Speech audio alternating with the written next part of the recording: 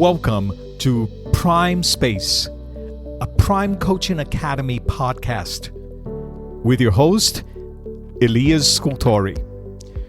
Coaches, isn't it amazing how much we take trust for granted? Have you ever thought about that? Trust is everywhere. Without trust, there are no relationships. Without trust, there are no communities. Without trust, there is no society. There is no culture. We live together as human beings, and in order for us to live together, we need trust. And therefore, because we're still living here, there is trust everywhere. And it's interesting that we don't even think much about trust on our day-to-day lives. Think about this. Every time you go to a supermarket, you trust that the food available to you is safe for consumption. You trust that those products were handled appropriately and safely. When you go to payment, you give your credit card, perhaps, and you trust that transaction is going to be done fairly. We drive on a highway. We put our lives in danger because cars are very dangerous if we don't handle it properly. And we believe that everybody in that highway will follow the same traffic rules as we do. Those are very obvious and simple examples of how we trust, and we have to trust on a daily basis. And that's why I say that trust and safety, cultivates trust and safety, and maintains presence are two core competencies that I see coaches, and especially new coaches, almost overlooking them.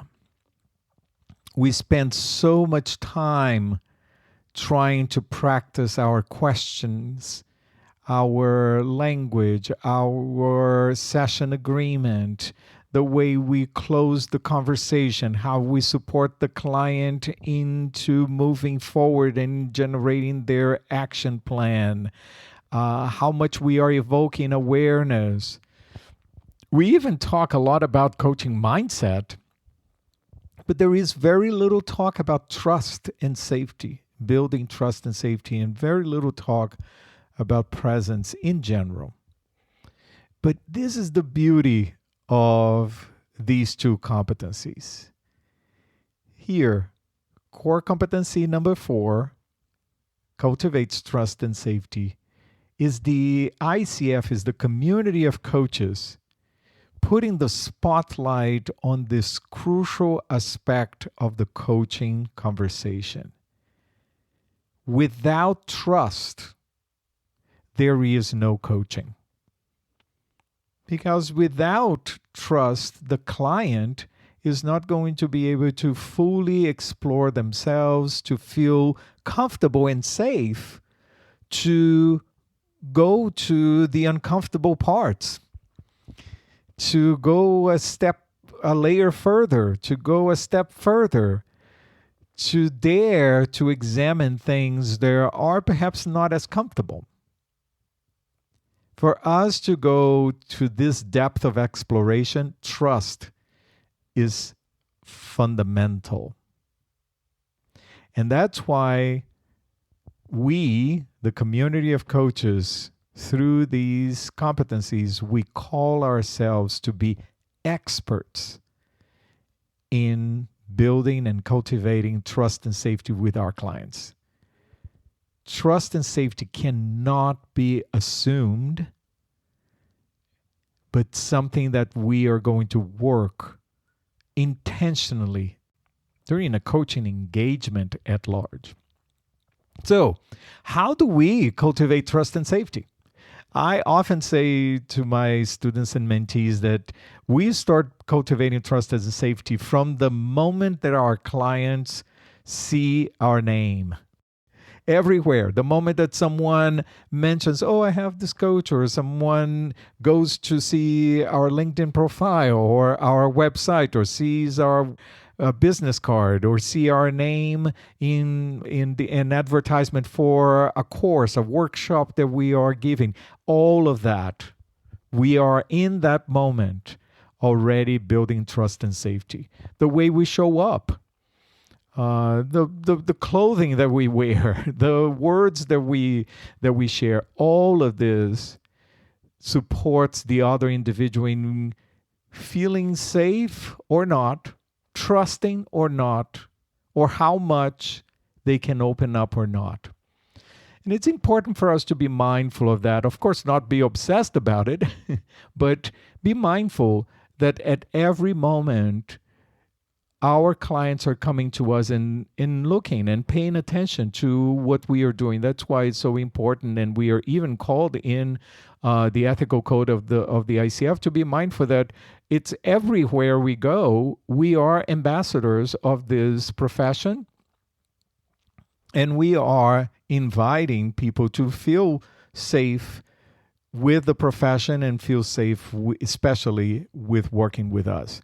So at every moment from high, cultivating trust and safety is already there. The tone of voice, the smile on the face, the background that we have in Zoom, all of this, I'm a firm believer that all of these are contributors to the way we build trust and safety and we build our relationship with our clients. But there are specific things that we need to be mindful of. It's very powerful when we generously and with authenticity share with the client an acknowledgement of what they are doing, showing support to their journey and to what they are saying. The way we listen to certain words and to certain change of tone and change of energy, to the nonverbals, and we bring them to our coaching process. All of this supports the client into noticing, wow, my coach is paying attention. My coach accepts me. My coach sees me. And whether if it's conscious or unconscious, this gives the client this relaxation, this openness, this letting go that allows them to go deeper into their exploration.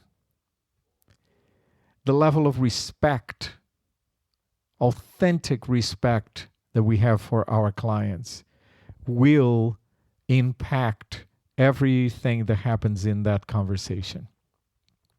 Meeting the client where they are in every single moment, understanding or being curious about their context and the background that brings them to that particular moment supports the client into noticing that they can trust us as their coach and they can then be able to explore further.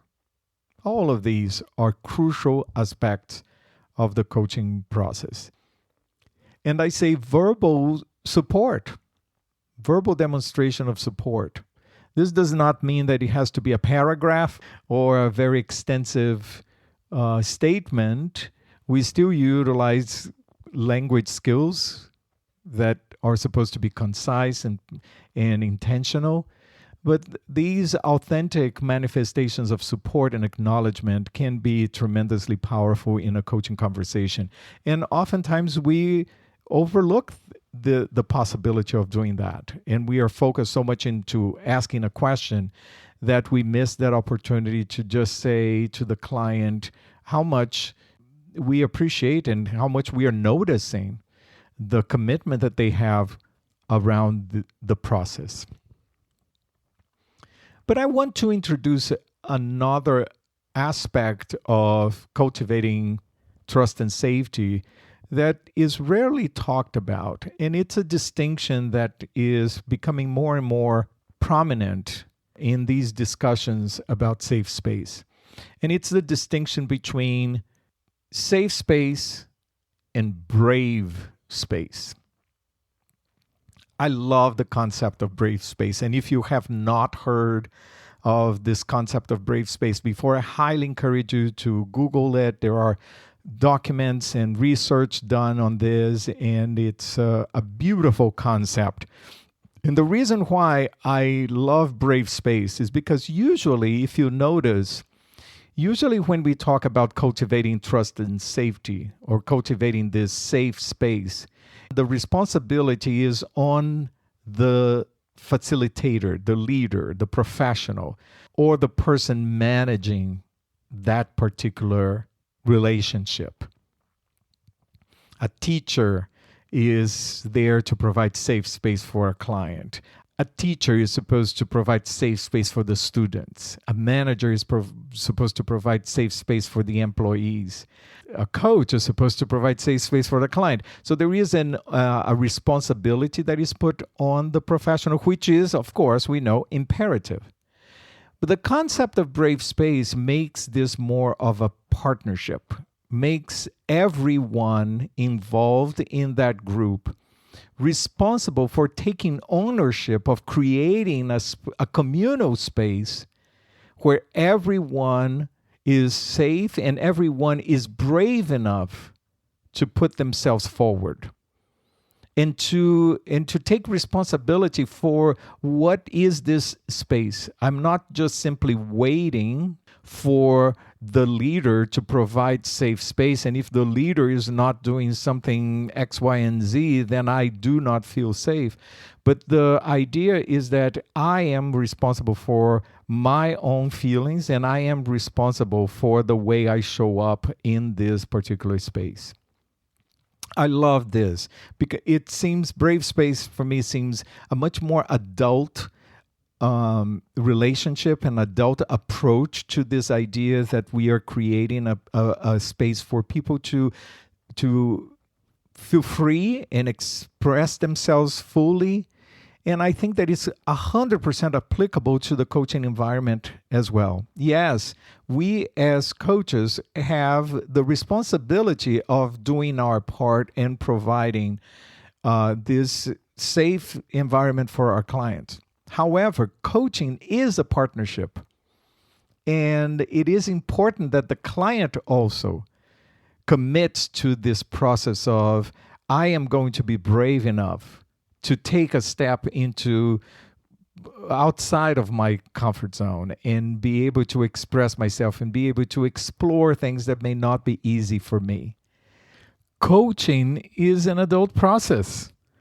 Coaching is a partnership. The client is willing to do the work. And therefore, the client has the courage and the willingness to step forward and embrace this moment. I love this concept that for us to create this safe environment is also a partnership that requires both coach and client to generate this fertile ground for exploration. What do you think of that? I encourage you, again, to do some research on this concept of brave space and the distinction between safe space and brave space, and see how this can support you in your coaching. Love to hear from you and hear your thoughts. So please continue to send me your emails and your comments and check in with me on LinkedIn. It's always wonderful to hear from you. Thank you for listening, and thank you for sharing this episode with other coaches and subscribing to not only our podcast, but also subscribe to our YouTube channel. And have a wonderful week, and I will talk to you next time.